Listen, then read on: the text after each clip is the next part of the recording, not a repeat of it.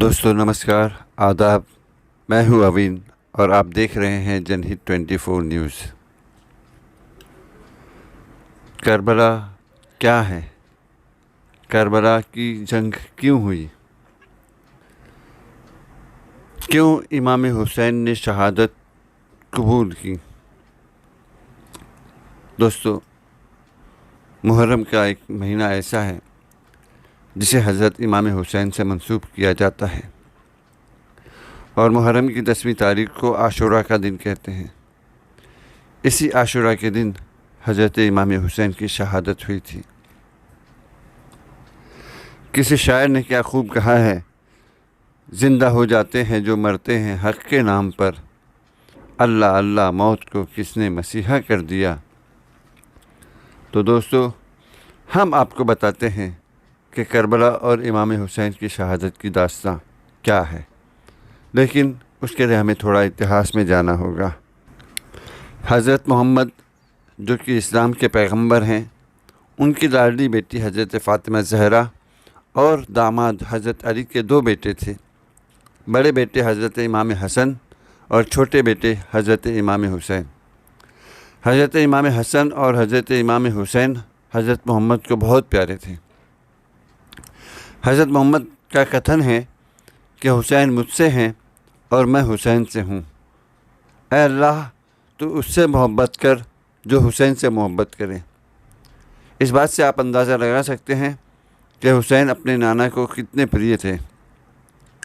آئیے اب ہم آپ کو بتاتے ہیں کہ کربلا کی جنگ کی روپ ریکھا کیسے بنی۔ حضرت محمد صلی اللہ علیہ وسلم کے دیہانت کے بعد حضرت ابوبکر خلیفہ بنے، اور ان کے بعد حضرت عمر فاروق اور حضرت عثمان غنی، اور پھر چوتھے خلیفہ کے روپ میں حضرت علی نائب ہوئے۔ حضرت علی کے ساتھ یہ 4 خلیفہ جو ہیں مکھیہ خلیفہ کہلاتے ہیں۔ حضرت علی کے بعد جو ہے خلافت میں تھوڑا سا متبھید ہوا۔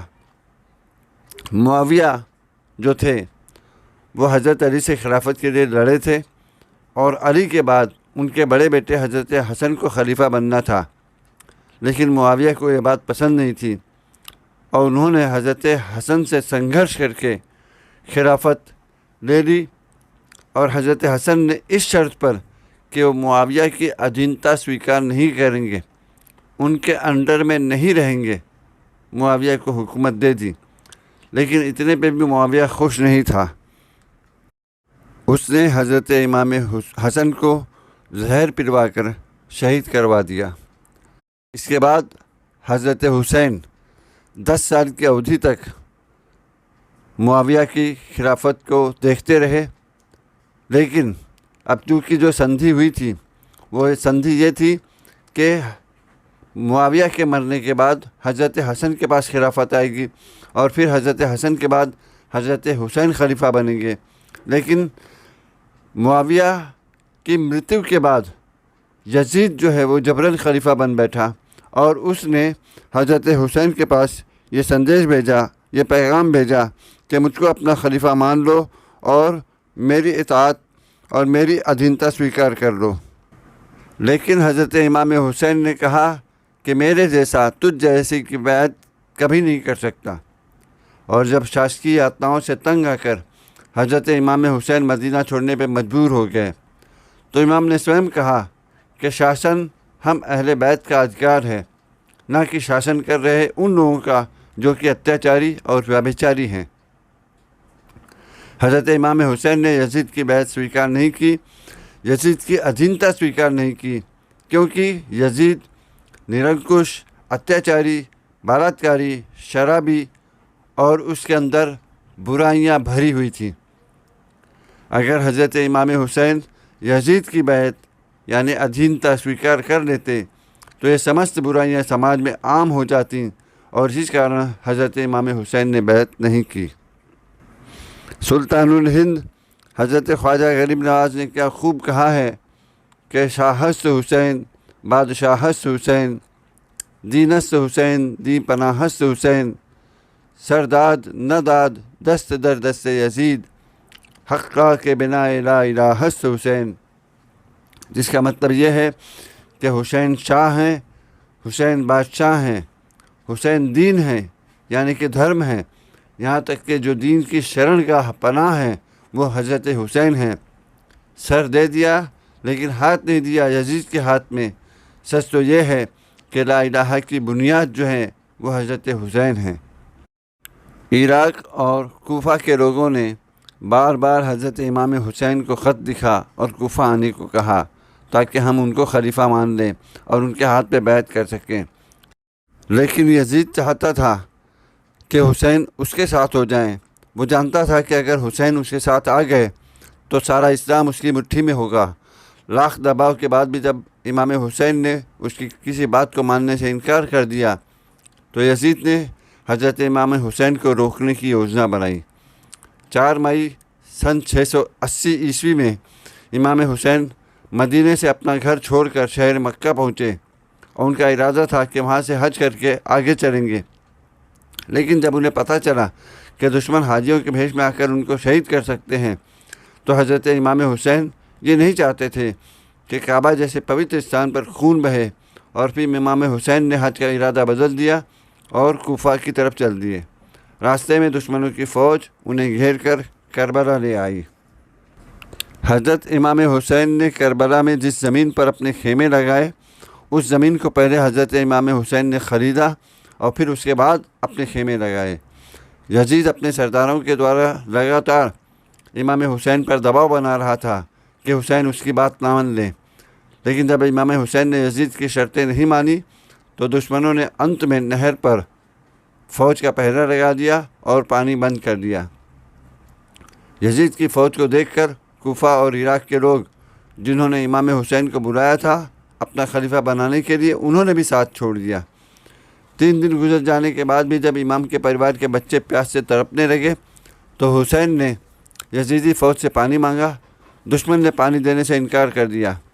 دشمنوں نے سوچا امام حسین پیاس سے ٹوٹ جائیں گے، امام ساری باتیں مان لیں گے، اور جب حسین 3 دن کے پیاس کے بعد بھی یزید کی بات نہیں مانی تو دشمنوں نے حسین کے خیموں پر اپنے حملے شروع کر دیے، اور اس کے بعد امام حسین نے دشمنوں سے 1 رات کا سمے مانگا، اور اس پوری رات امام حسین اور ان کے پریوار کے لوگ اللہ کی عبادت کرتے رہے اور دعا مانگتے رہے کہ میرا پریوار، میرے متر چاہے شہید ہو جائیں لیکن اللہ کا دین اسلام جو نانا حضرت محمد لے کر آئے تھے وہ بچا رہے۔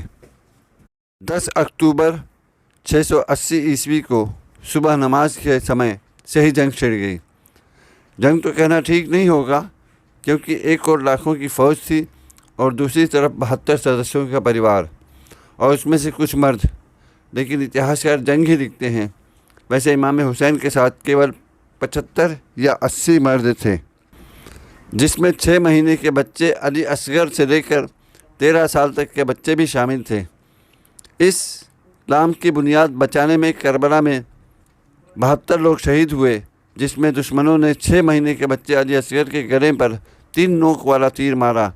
13 سال کے بچے حضرت قاسم کو زندہ رہتے ہوئے گھوڑوں کے ٹاپوں سے رون دیا، اور 7 سال 8 مہینے کے بچے اور محمد کے سر پر تلوار سے مار کر شہید کر دیا۔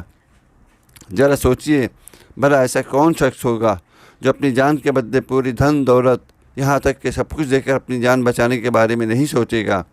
لیکن امام حسین کے سامنے ان کے پریوار کے پاس ایک شخص کو شہید کرنے کے بعد یہ پوچھا جا رہا تھا کہ بولو اب یزید کو اپنا خلیفہ مانتے ہو یا نہیں؟ جواب میں امام حسین کہتے رہے، ظالم، تیرے آگے سر جھکانے سے بہتر ہے کہ سر کٹا دیں۔ اور اس طرح حضرت امام حسین کے پریوار کے 72 لوگوں کو شہید کر دیا گیا، اور انت میں حضرت امام حسین کو بھی نماز کی حالت میں شہید کیا گیا۔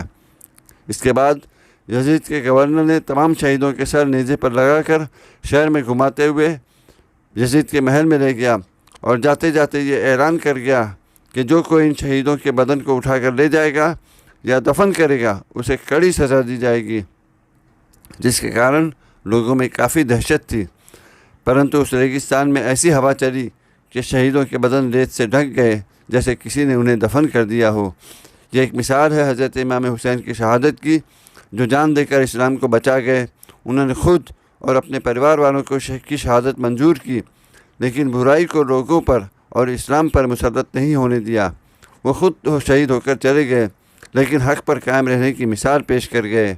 کہتے ہیں کہ قتل حسین اصل میں مرگ یزید ہے، اسلام زندہ ہوتا ہے ہر کربلا کے بعد۔ حضرت امام حسین کی شہادت رہتی دنیا تک لوگوں کے لیے ایک مثال رہے گی۔ دوستو، اس میں یدی کہیں غلطی ہو گئی ہو یا بھول چوک ہو تو ہمیں क्षमा کریں اور کمنٹ باکس میں ہمیں کمنٹ کر کے بتائیں۔ دھنیہ واد۔ ہمارا یہ پریاس آپ کو کیسا لگا بتانا نہ بھولیں۔ ہمارے چینل جن ہت 24 نیوز کو لائک کریں، سبسکرائب کریں اور بیل آئیکن دبانا نہ بھولیں۔ دھنیہ واد۔